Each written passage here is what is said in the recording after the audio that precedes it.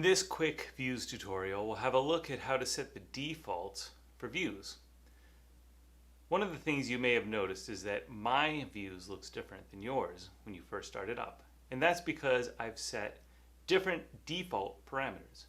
For instance, if we look simply at the x-axis, you'll see that my default font, for instance, is Segui UI for both the label and the tick marks, whereas yours is probably Times New Roman. In addition, I have thicker tick marks and tick marks of shorter length. So how did I accomplish this? It's rather simple. Under Edit, we have default styles shown here. And it gives us access to all the different components we've seen, plus more. For instance, if we go to Axes, you can see that I have set the default style here to Segui UI.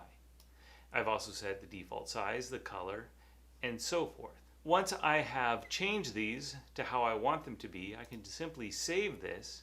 And for me, I save this in a folder called Research, and you can see that there are different .vst files, which are these. For instance, we're looking at the publications VST. If I save there, then I can load it later. I'm going to say cancel for right now.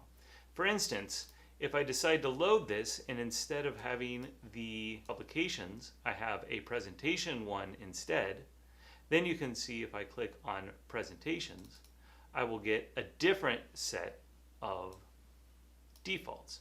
And the appearances all changed here. Now, the default font is no longer Segui UI, but Abner. So, in order to get different defaults, what you need to do is either go into this default style and set every single thing how you want it to be, and then save it. Or, what you can also do is while you're working on views, if you make a change to something, for instance, I decided I really didn't want this to be Abner.